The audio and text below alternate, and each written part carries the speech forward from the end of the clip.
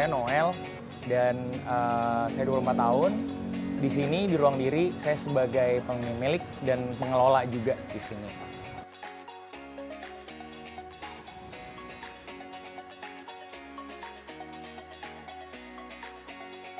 Yang pasti yang pertama jadi kepala keluarga, berarti jadi suami dan juga ayah buat anak saya lah ya. Terus kesibukan yang lain yaitu membuat konten, yaitu digital creating, kayak foto, video, dan saya upload di Instagram, terus di TikTok juga, YouTube pun juga. Terus selain itu lagi coba untuk bikin streetwear brand gitu, jadi kayak kaos gitu sih, industrinya ke arah fashion gitu.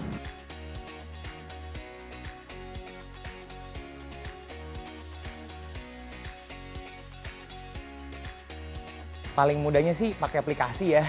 Jadi ada kayak Google Calendar gitu kan. Jadi kayak itu kayak udah ke schedule apa aja. Karena kan nggak semuanya kita ingat dalam satu memori gitu, dalam sekali ingat besok bakal apa. Jadi udah ketanam aja gitu apa yang harus dilakukan, mulai dari bangun pagi sampai ke malam mau ngapain aja, itu udah ada schedule-nya. Kurang lebih sih kayak gitu sih.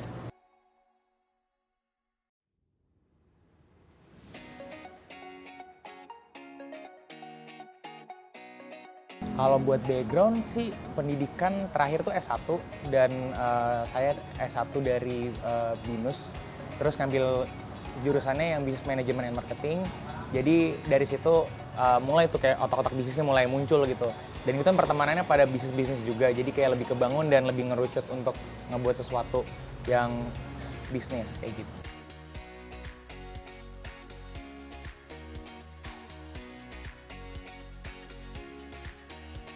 Oh penting sih. Tapi untuk lebih ke praktek lagi mungkin lebih penting pas kayak kalau udah ketemu sama lapangan langsung gitu loh. Nah, karena kalau di pendidikan sendiri lebih ke diajarin teori-teori aja gitu kan. Sedangkan kalau udah ke prakteknya nanti kita harus managing secara micromanagingnya lebih tepat lagi. Kayak misalkan kalau di sini kan F&B, jadi kayak kebutuhan-kebutuhan kayak buat minuman apa, kebutuhan makanan apa, secara detail itu harus langsung ke praktek sih. Kalau secara luasnya ya mungkin di universitas itu penting dan kayak kita bisa jadiin itu bekal buat nanti pas kita butuh gitu.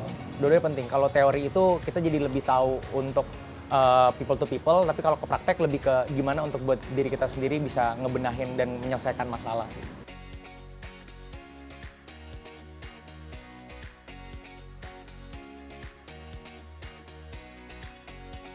Boleh dong, kalau pengalaman itu emang harus dilewatin dulu gitu. Kadang kan kita tahu teorinya ternyata mungkin dari A ke C ngelewatin B.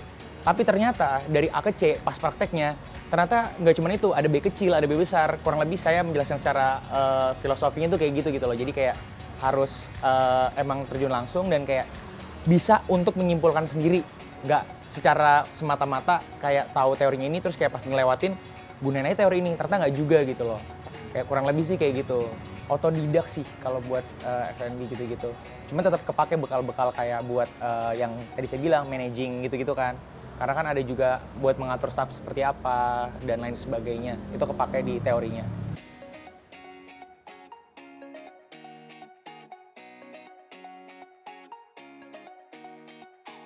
Bersamaan. Ada partner yang selalu ada buat saya juga yang bareng-bareng dari awal. Itu kita sebenarnya bertiga, terus kita sama-sama punya keyakinan gitu buat bikin coffee shop dan kayak ilmu-ilmu yang kita udah pelajari lah dari masing-masing divisi gitu. Kalau saya di bagian manajemen operasional serta marketingnya, dia di bagian teknis gitu. Secara kayak tentang kopi, tentang finance, dia pun mengerti gitu. Jadi kita ada boundaries di sini, ada kayak keyakinan juga di sini.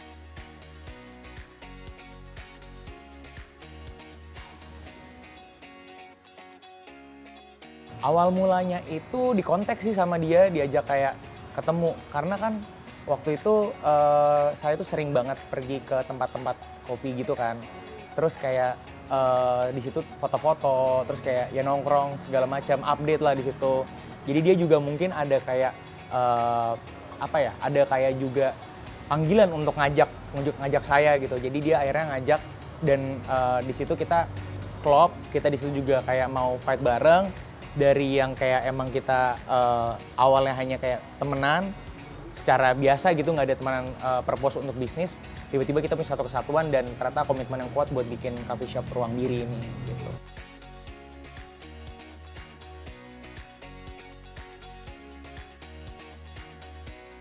Boleh, jadi kan ada dua lagi yang lain selain saya. Kalau saya di bagian marketing gitu, jadi kayak manggilin teman-teman yang emang mau ke tempat kopi, terus juga kayak buat nge-boost di coffee shop ini. Terus juga yang duanya lagi ini, yang pertama emang dia orang bank gitu, jadi kayak untuk permasalahan finance, untuk masalah kayak buat pengaturan cash flow gitu-gitu, kita serahin ke dia gitu. Terus kalau satunya lagi, itu emang udah operasional perkopian tuh udah paham banget. Jadi udah ngerti banget tuh mana bau kopi yang emang Arabica, let's say bau Robusta gitu loh. Jadi kayak perdetailannya dia yang paham dan pelan-pelan kita sama-sama saling kayak membenahi gitu. Jadi kayak nggak cuman ngelepas tanggung jawab, bukan ngelepas tanggung jawab sih, lebih kayak ngelepas kayak ya udah biarin dia ngerjain itu gitu. Tapi kayak kita sama-sama mempelajari satu sama lain, mendidik juga gitu. Jadi ada edukasinya gitu.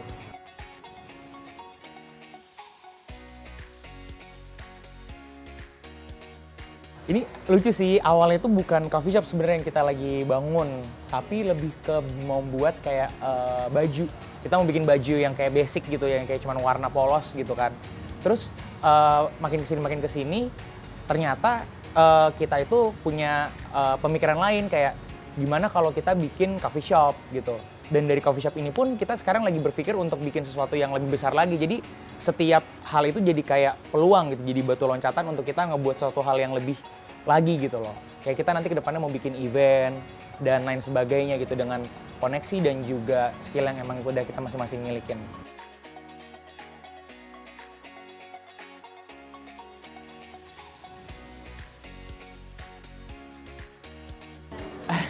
Ada sih, jadi kayak salah satu teman kita yang emang mencetuskan nama itu, dia bilang ke kita kalau misalkan Ruang Diri itu adalah filosofinya membuat siapapun yang datang untuk memberi ruang terhadap diri dia. Karena kebanyakan dari kita memberi ruang terhadap orang lain. Dimana kayak kita mau lihat orang tuh ngomong apa soal kita, jadi kita nggak jadi diri kita yang sesungguhnya gitu. Sedangkan kalau Ruang Diri kita memberi ruang buat diri kita bisa menggali diri kita, jadi diharapkan setiap orang yang datang ke sini bisa untuk menggali diri mereka, untuk mengeluarkan apa yang mereka mau sebenarnya, tujuan mereka tuh apa, cara baik ya. Dan pada saat mereka udah menemukan apa yang menjadi eksplorasi diri mereka bisa keluar dari Ruang Diri ini bisa menjadi sesuatu yang lebih baik lagi gitu sih. Jadi kayak ruang buat diri mereka sih gitu.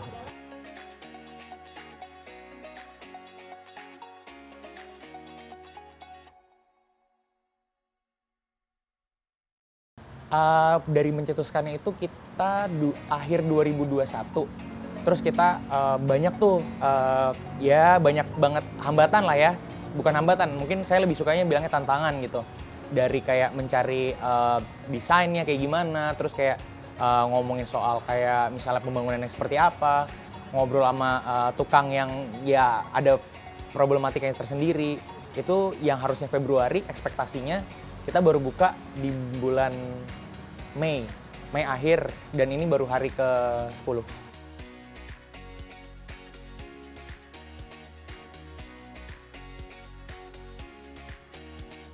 Konsumen yang sebenarnya semua umur bisa di sini, tapi lebih ke segmented lagi yang anak muda, yang milenial, generasi Z juga pengen banget. Karena di sini ini kita pengen kayak ngeraup semuanya karena udah disediakan tempatnya masing-masing gitu. Kalau buat yang kayak anak-anak muda bisa di nongkrongnya di sini.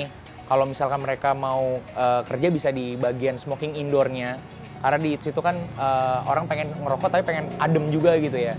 Smoking indoor. Kalau buat keluarga kita nyediain non smoking juga di sini. Pun di sini ada tempat buat kita tutup di situ buat jadi tempat meeting point gitu juga bisa sih.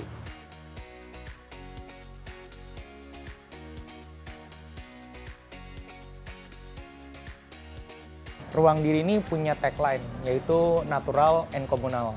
Jadi naturalnya seperti yang dilihat di sini, ada banyak tanaman, pohon gitu ya, biar kayak lebih berasa ini bukan di kota aja gitu loh. Ada air mancurnya juga sebagai kayak aksen biar kayak menikmati dari banyak indera gitu. Jadi minum, dari penglihatan, dari pendengaran. Sama komunalnya itu artinya mengumpulkan komunitas. Jadi orang-orang yang kayak emang mau untuk membawa komunitas ke sini, silakan, kita welcome. Mau bikin acara apapun, kita bisa dan fleksibel.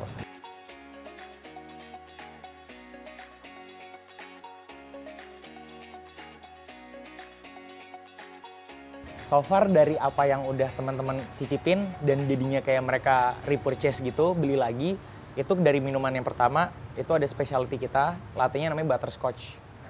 Butterscotch itu ada kayak rasa-rasa karamel tapi agak sedikit pahitnya gitu lah. Terus kayak gurih gitu sih kopi tapi gurih gitu loh. Yap. Yang kedua, kita juga punya yang avocado coffee. Avocado coffee juga lumayan banyak yang beli. Terus sama satu lagi leci tea, karena kata teman-teman sih kebanyakan leci tea dari kalau coffee shop lain cuman kayak taste-nya doang tanpa ada buah leci, tapi kita sediain buahnya juga biar lebih puas juga gitu loh.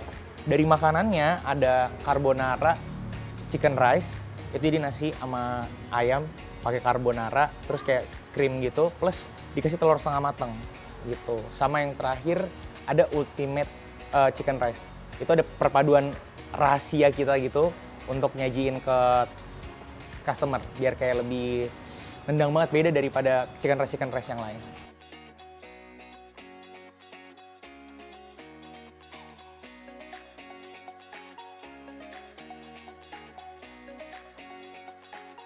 Iya, jadi resep dari orang, dan orang ini adalah teman dari, kan aku bilang tadi bertiga.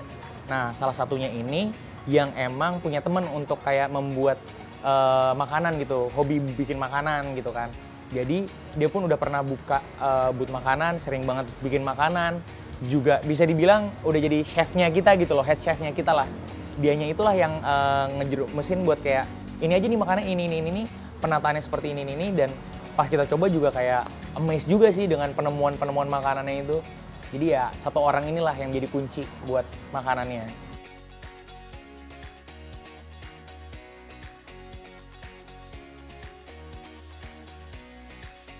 Untuk minuman kita dari 20 sampai 30-an, untuk makanan kita dari 30-an sampai 40-an.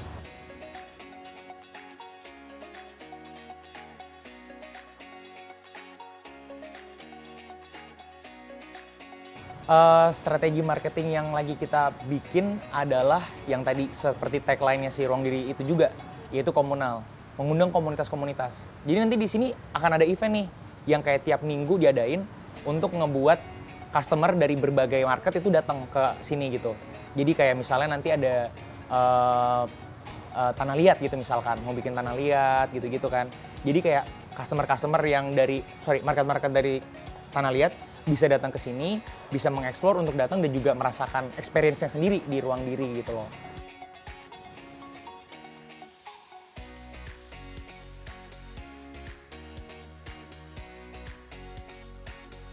Seperti bisa dilihat di jalanan depan ini tuh sebenarnya trafficnya luar biasa gitu ya. Di sini juga nggak langsung di jalan utama yang vlog, jalan utama gitu loh yang kayak lumayan sesek gitu kan.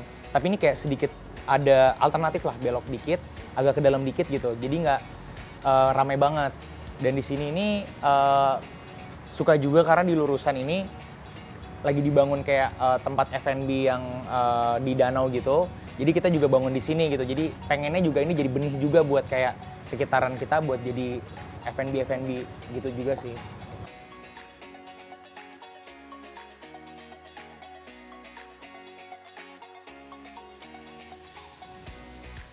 All good sih buat awal-awal ada sih, ada beberapa. Terus juga weekend sih rame gitu. Dan kita jadi banyak belajar juga. Ternyata customer itu bukan hanya datang dan pergi, tapi mereka juga bisa ngasih insight, mereka juga bisa bahkan mendatangkan orang-orang gitu, karena kuncinya ada di komunikasi justru. Semakin kita komunikasi sama mereka, semakin nyaman, dan mereka akhirnya kayak membuat diri mereka untuk pengen datang lagi dan membawa teman-teman lagi, kayak gitu-gitu, jadi kayak ngebuat kita makin kaget aja gitu, ternyata banyak penemuan-penemuan baru yang ternyata seru gitu.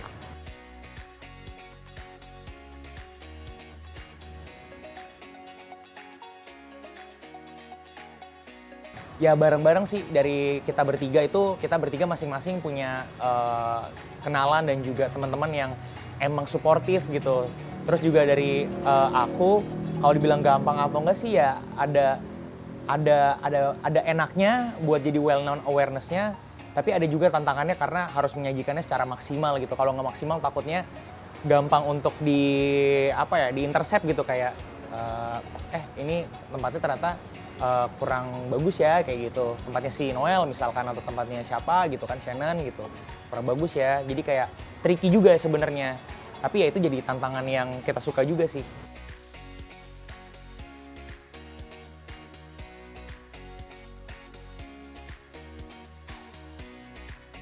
Kenapa tanah liat? Karena itu balik lagi, kita ke friends and family dulu. Ada teman dekat kita yang emang udah sering mengajar buat tanah liat. Dia itu emang ngekursusin lah kurang lebih kayak gitu pas lagi ada event-event. Dan cocok banget, kenapa? Karena dia itu senang juga untuk dari satu tempat ke tempat lain, bisa untuk mempelajarin orang tentang tanah liat, tentang gimana bikin kayak kerajinan-kerajinan kayak gitu. Dan kayak gitu kan art ya, dan di daerah-daerah sini tuh ternyata nggak cuma soal tanah liat atau kayak art yang terpaku sama itu, tapi banyak juga ternyata. Jadi kayak mungkin bisa dibilang areanya bagus untuk membuat seperti itu gitu. Prosesnya nanti tuh kayak jadi teman-teman yang datang itu bisa bikin kerajinan tangan tanah liat melalui yang bentuk mereka mau. Tetap ada contohnya juga. Nanti akan diajarin gimana cara muternya, gimana cara ngebentuknya, dan nanti mereka akan mendapatkan sendiri karya mereka pas udah selesai gitu. Betul, buat anak-anak artnya gitu kurang lebih kayak gitu sih udah terpikirkan gitu buat kita. Jadi ke depan-depannya nanti bakal nggak cuman soal itu doang tanah liat juga, tapi kayak banyak art yang lain gitu. Kita juga nyediain kayak space kosong ini yang di dinding karena biar kayak ngundang pas nanti kita udah kontak beberapa teman-teman yang udah bikin art gitu buat naruh pajangan mereka, biar mereka nanti bisa kayak ditanya kok keren belinya di mana apa segala macam. Jadi kayak kita kolaborasi lah ke arah sana gitu, ngundang anak-anaknya. Dan pasti kan teman-teman orang yang bikin art ini ngajak buat ke tempatnya jadi art space gitu kan. Itulah yang pengen ditonjolin. Nanti kalau udah ganti ke selain lukisan mungkin gantinya ke apa nih, misalnya baju, event apa lagi. Jadi kayak pengen anak komunitas tuh selalu ada gitu di sini gitu loh. Jadi biar rutin, jadi biar kekumpul aja semuanya jadi satu hal di sini gitu, satu komunitas lah.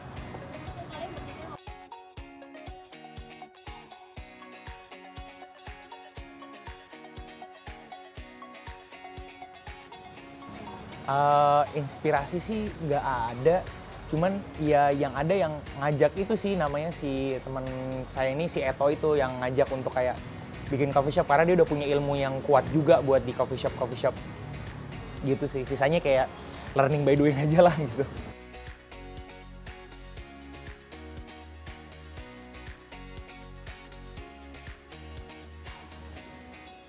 Karyawan sih kita ada 3 yang tetap. Terus kita ada tambahan 3 lagi nanti buat yang kerja paruh. Jadi kayak part time job gitu. Jadi kurang lebih 6 karyawan sih.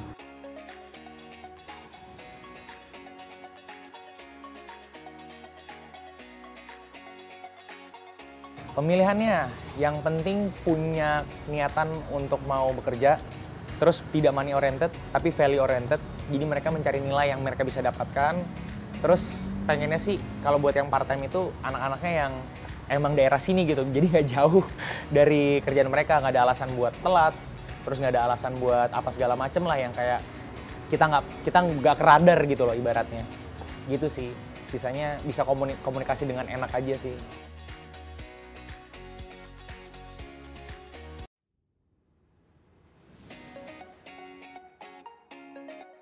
Oke, tantangannya lebih ke arah karena ini F&B, berarti ngomonginnya tuh inventory-nya.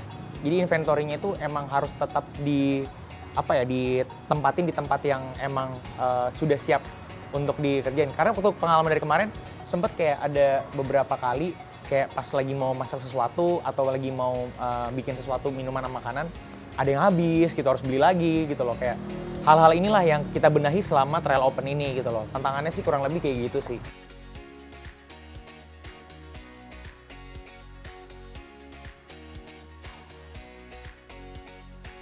Penyelesaiannya ya kita ternyata bikin setiap malam kita evaluasi apa aja yang kurang. Kita brief lagi kekurangannya apa segala macam. Dan ternyata untuk nyelesain itu adalah dengan ya memang harus dipaket-paketin gitu. Misalnya satu porsi makanan yang tadi saya bilang, misalnya kayak carbonara chicken rice, ayamnya emang udah diplastik-plastikin dulu untuk kayak takaran tepat gitu, berapa gramnya. Lalu tiap malam ada report, harus ada report kayak sisa segini gitu. Bukan yang kayak misalnya telur sisa 5 doang terus baru bilang gitu. Jadi kayak misalnya udah tinggal dikit harus dikasih tahu ke kita biar kita bisa beli ke supplier.